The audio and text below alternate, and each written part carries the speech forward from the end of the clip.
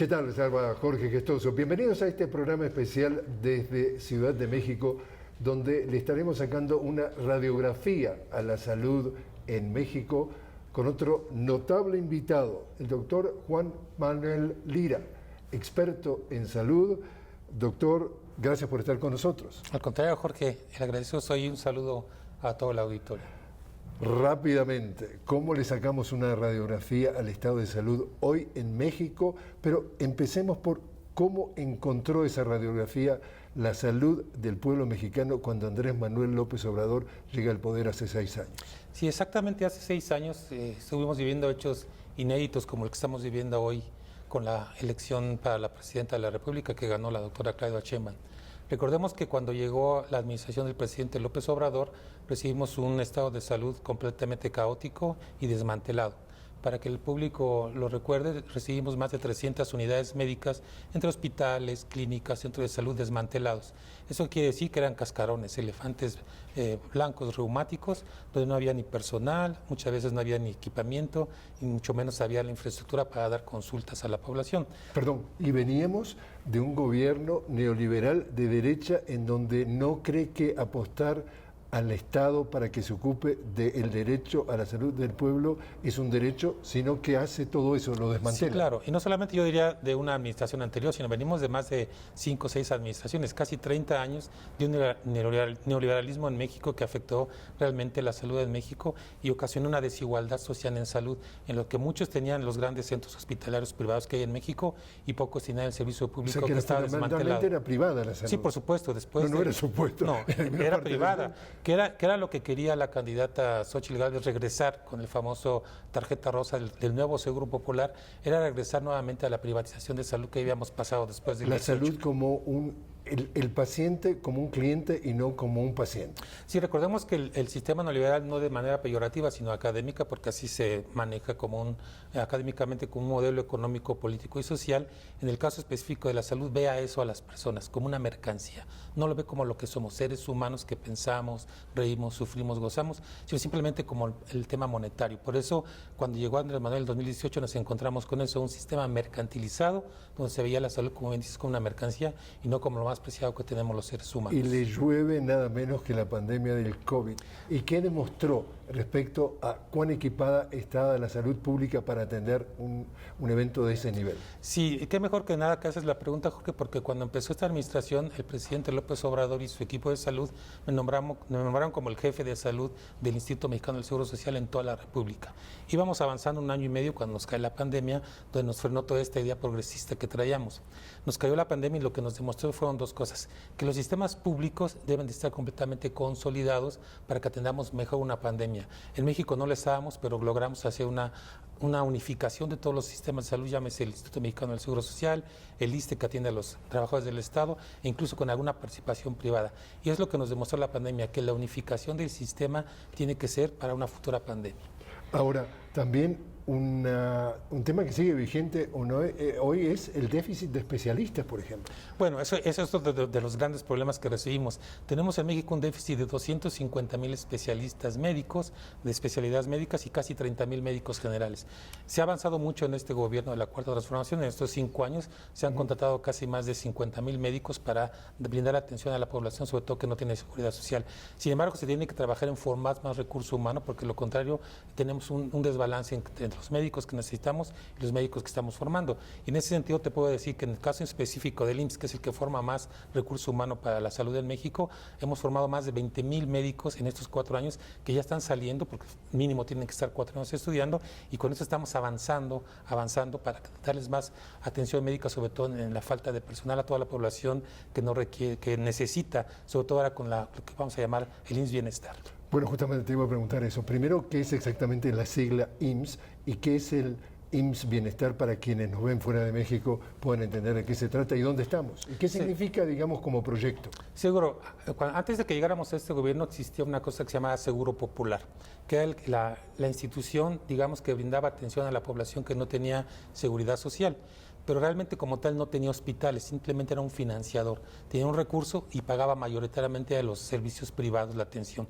Cuando llega ese gobierno se cambia y se desaparece ese modelo que tenía una corte neoliberal bastante Y fuerte. además que supongo que debe haber corrupción en ese No, por sistema. supuesto. Bueno, si hablamos de corrupción, la misma candidata ahora, Claudia, lo dice muy bien en su discurso y también lo refuerza mucho la candidata, pues que desafortunadamente perdió, Xochitl Gálvez, donde claramente la ha sido textualmente, se pasaban de lanzas y se robaban el dinero los del Seguro Popular. Son palabras. Que eso pasa en Chile también. Pasa en muchos lugares del mundo, por eso es importante que en esta administración se ha batido mucho los niveles de corrupción, pero todavía falta mucho por hacer. Entonces se desaparece el Seguro Popular y nace una institución nueva que se llama INSABE, Instituto Nacional de Salud para el Bienestar. Jugó su papel importante, pero se combinó con la pandemia de COVID-19. Entonces ahí nos dimos cuenta que si teníamos una institución que no estaba completamente fuerte, no íbamos a avanzar. Por eso se tomó la decisión de tomar un modelo que está en el Seguro Social, que es el Seguro Social da atención a los trabajadores y sus familias, y tiene un programa específico desde hace más de 40 años, que es el programa IMSS Bienestar. Se tomó la idea del programa, que ya estaba muy consolidado, daba atención sobre todo a poblaciones vulnerables, comunidades alejadas. Se toma el modelo y se hace un nuevo instituto, que es un organismo público, muy parecido a lo que es el IMSS, digamos, ordinario, y ahora se llama IMSS Bienestar. Este IMSS Bienestar se va a encargar de atender a la población que no tiene seguridad social, llámese IMSS, ISSSTE, Fuerzas Armadas, Petróleos Mexicanos, etcétera. Entonces, es lo que se avanzó y hay 23 estados al día de hoy. De los 30... De los 30 y tantos. Yo creo que se va a aumentar porque con el triunfo de los 7 estados en las elecciones que acaban de suceder, estos estados van a incorporarse a ese modelo que se llama federalización. ¿Qué quiere decir? Se centraliza toda la atención, sobre todo el recurso monetario, para evitar eso que dices de la corrupción. Se hace un modelo de atención unificado porque cada estado tenía su modelo de atención. Era una fragmentación muy grande que esto permitía la desigualdad social. Eso es un gran avance. Entonces ahora el IMSS Bienestar es la institución que se va a encargar de dar atención médica a la población que no tiene seguridad social. Es un paso importante, pero sin embargo hace falta seguir avanzando. Estos modelos ya están establecidos en el mundo, no se logran el cambio en una administración, por eso siempre he dicho que nos va a costar o 2 o 3 administraciones para tener un sistema de salud consolidado. Bueno, ¿cuántos pisos? Yo creo que el tercer piso, yo lo he manejado siempre, recordemos a todo el auditorio que estamos en el segundo piso de la transformación, ahora con el triunfo de la doctora Claudia Sheinbaum, pero faltará un tercer piso, que nosotros llamamos como un sistema unificado y único de salud, pero eso corresponderá a la siguiente administración si es que seguimos con esta corte progresista en México, Jorge. Y también esa radiografía sobre el estado de salud que encontró Andrés Manuel López Obrador cuando llega entonces a la presidencia, hacía agua el tema de los medicamentos. Por supuesto, recordemos que los medicamentos en México antes de esta administración era un gran monopolio, por no decir que un oligopolio donde solamente 4 o 5 empresas que ni siquiera eran fabricantes, eran únicamente distribuidoras, manejaban más de 5,000 millones de pesos en medicamentos anuales. Cuando llega el presidente se rompe ese monopolio y por supuesto hubo muchas resistencias, no está por demás decir que hubo problemas con el abasto de algunos medicamentos, pero fue por esa resistencia de esos grupos oligopólicos de corte neoliberal, donde veían, como te digo, la salud como un lucro y por supuesto que te venía el medicamento más caro, te lo escondían y eso hemos ido avanzando. Hemos tenido pruebas de ensayo y error, pero hoy en día ya a través de un instituto en México que se llama BIRMEX, es el instituto que se encarga de hacer todas las compras del gobierno, de todas las instituciones, para batir precisamente eso, de que haya una corrupción mayor de la que encontramos. Y decirte que antes en México se licitaban los medicamentos y ganaban estas 5 grandes empresas.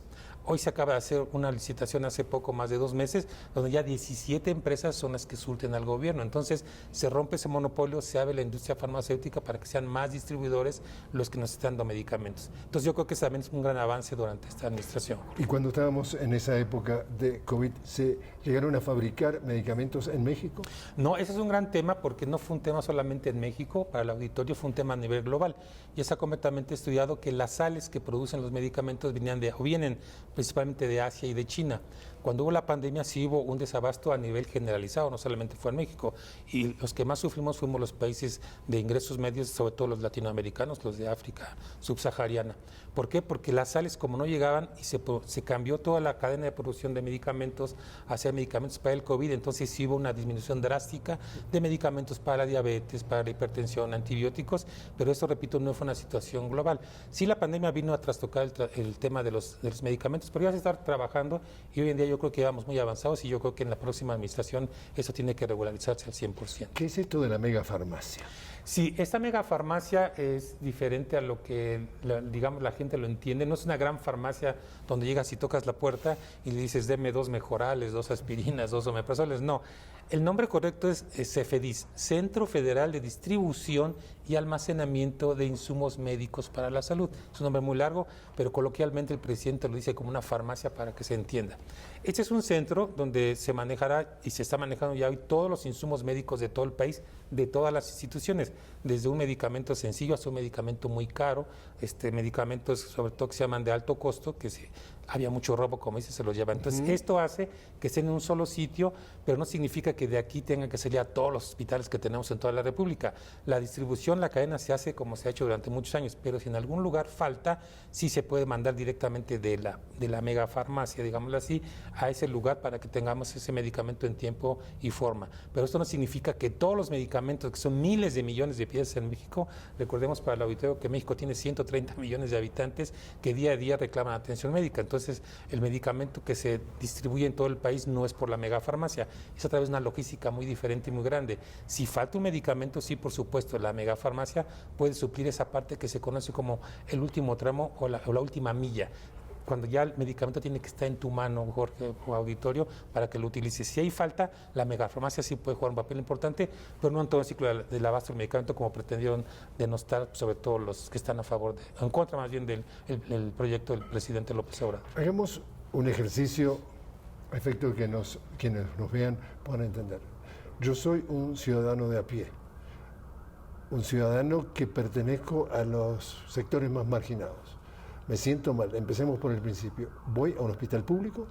Sí, hoy en día, para toda la población que no tenga derecho a seguridad social, quiere decir... Perdón, ¿quiénes tienen derecho y no tienen derecho? A ver, empecemos por el principio. En México, para los que nos ven fuera de México, tenemos un modelo de salud donde el trabajador paga una cuota para que le den atención en lo que se conoce como Instituto Mexicano del Seguro Social. ¿Se lo descuentan del sueldo? Se lo descuentan del sueldo. Es una parte, se llama tripartismo, el trabajador da una parte, el gobierno da una parte y el empleador, el patrón da una parte, es el tripartismo. ¿Y ese dinero va a parar a la seguridad social? Sí, claro, la seguridad social para los que tengan derecho y a sus familias. Entonces, este señor llega a un hospital público. Sí, puede llegar, si tiene seguridad social, llega al hospital público que dice Instituto Mexicano del Seguro Social. Porque hay dos hospitales, entonces. Hay hospitales que dependen de... Pregunto, sí. ¿por qué hay un hospital y hay otro hospital diferente?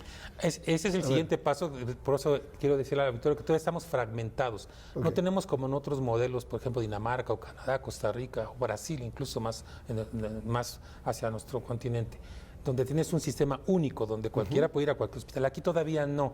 Aquí los trabajadores tienen un sistema de salud y sobre todo también los que trabajan para el Estado, para el gobierno, tienen otro sistema que se llama ISSSTE.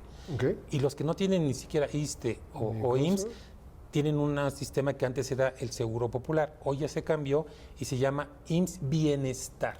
IMSS Bienestar, el que yo te hablaba, que es, digamos, una derivación de un programa del IMSS que teníamos. Yo quiero antes. que me cuentes, ese señor que no tiene nada, se siente mal y va a un hospital. Tiene que ir a un hospital que ya se llama IMSS Bienestar. Claro. Ya están rotulados afuera, tiene el mismo logo del IMSS, pero claramente dice Hospital IMSS Bienestar. Y pregunto, como pasa en muchos países, llegas, pasas la puerta y te atienden de emergencia. Digo una cosa fácil, a ver qué le pasa, qué le duele, y entonces, ya sabes a dónde estás. Y ahí hay un especialista. Y descubrís que no hay especialista y te volvés a tu casa y te jorobás. No, en teoría es lo que estamos mejorando. El bienestar. Sigo hablando de ese señor, Juan, el que no tiene ningún tipo de ayuda. A ver, vamos por paso. ¿Cómo le está yendo a Juan? Sí, Juan llegó porque no tiene seguridad social a un hospital del IMSS Bienestar. Llega, se tiene que atender porque la puerta de urgencia está abierta, no necesita presentar ningún documento, simplemente por el hecho de ser mexicano. Incluso, aunque no sea mexicano, pero que sea en suelo mexicano, tiene atención. Porque es un derecho a la urgencia. Claro, por supuesto, a la urgencia.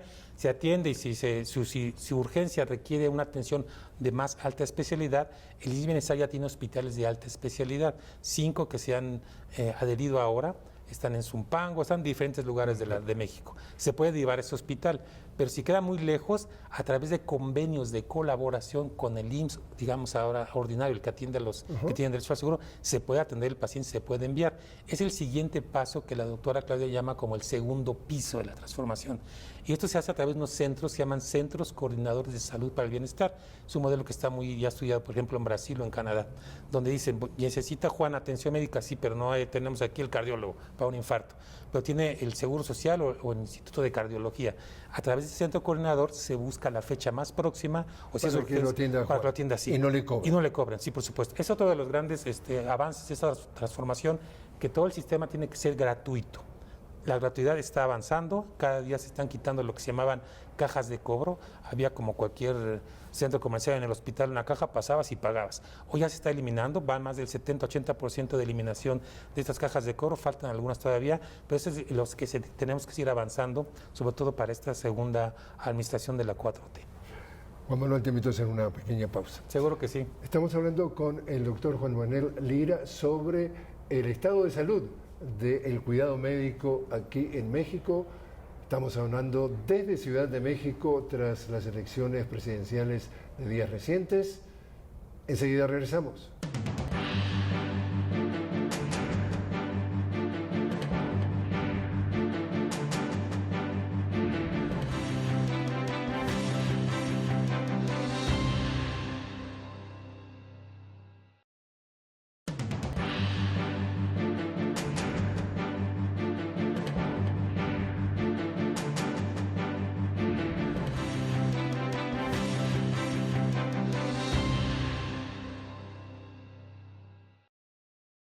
Continuamos hablando con el doctor Juan Manuel Lira directamente desde Ciudad de México en este programa especial.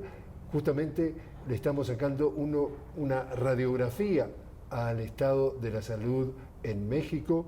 Y Juan Manuel, ¿qué es lo que propone entonces la presidenta electa que lo hace diferente, Claudia Sheinbaum, a todo lo que venía, ya sea del gobierno anterior de Andrés Manuel López Obrador o de los otros gobiernos neoliberales de derecha? Sí, lo que la doctora Claudia Sheinbaum estuvo proponiendo durante toda esta campaña, que fue un poco larga, pero electoral, básicamente la podríamos resumir en 3 puntos, Jorge y auditorio. 1, un servicio médico universal, quiere decir que abarque para todos, dependiendo de los sistemas que ya te comenté. Otro, que sea gratuito, que no se pague por nada de esto. Y lo más importante, que sea para toda la población. Entonces, universal, público, lo más importante, que sí tenga una participación los medios privados, pero regulada por el Estado. Porque en México, a diferencia de otros países, el derecho a la salud es un derecho humano que está plasmado en nuestra Constitución, en el artículo 4. Le hago un comentario a la audiencia para que tenga una idea la diferencia de un país y otro.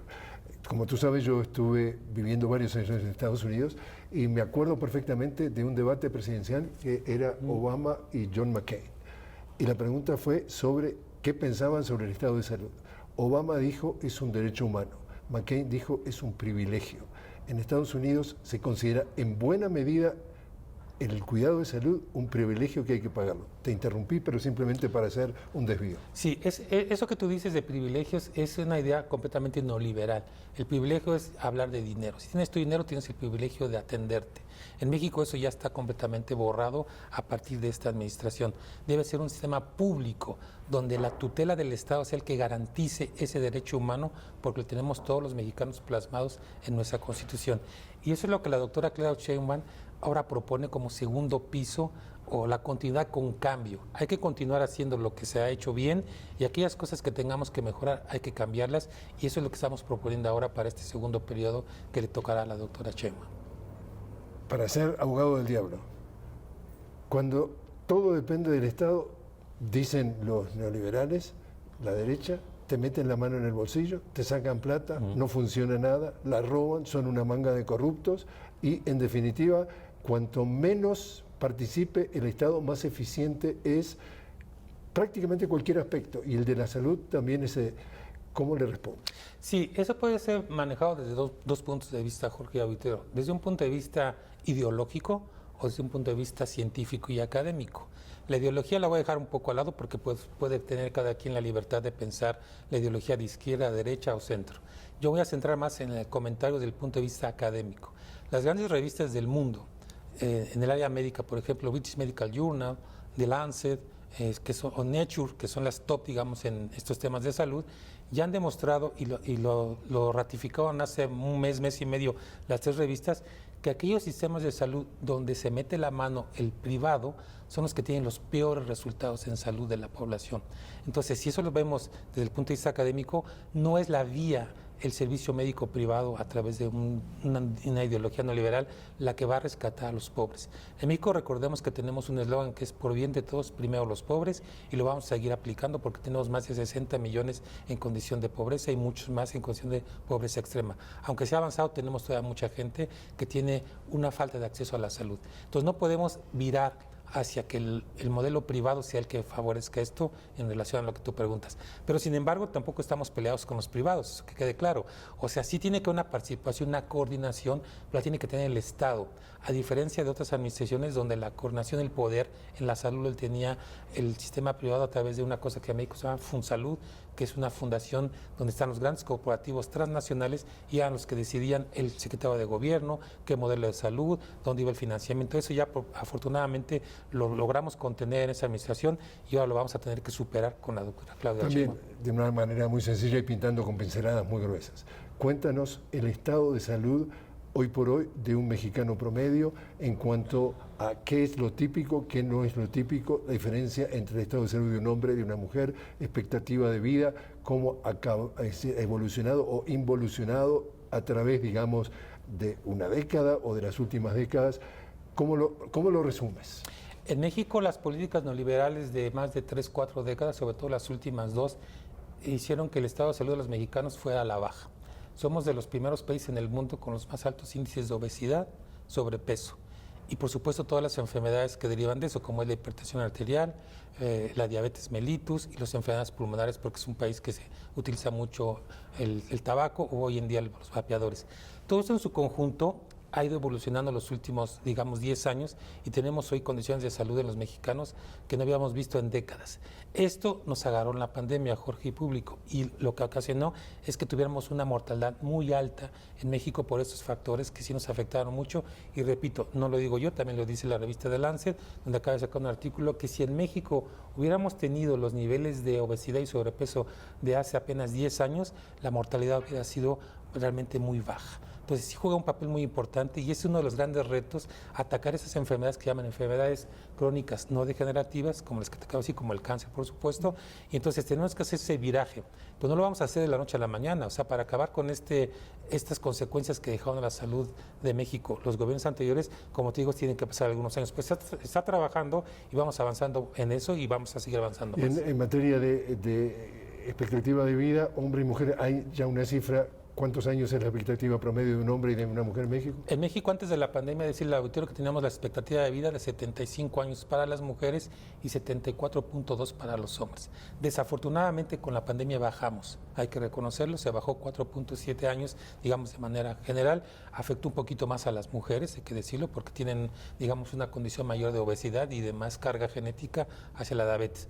Pero tampoco fue únicamente exclusivo de México, porque también los grandes países del mundo, los industrializados, llámese Rusia, los mismos Estados Unidos, también tuvieron disminución en su esperanza de vida como consecuencia de la pandemia. Si nos vamos a países latinoamericanos, repito, siempre lo defiende pues Brasil por su tamaño. Es el segundo más grande en muertes del mundo después de Estados Unidos con la pandemia. Es correcto. Entonces también ellos tuvieron este problema de las enfermedades crónicas y la obesidad que afectaron. Entonces lo que tenemos que hacer ahora nosotros como formadores de salud y como los futuros manejadores de salud en México es tratar de disminuir todas esas cuestiones para que evitemos que la población siga enfermando y sobre todo porque es muy caro tratar esas enfermedades. Por eso hay que apostar más con la prevención. En la prevención es más barato prevenir que por supuesto curar enfermos graves. ¿Y expectativa de vida o estado de salud o ambos entre un mexicano que vive en una ciudad y el mexicano que vive en el campo?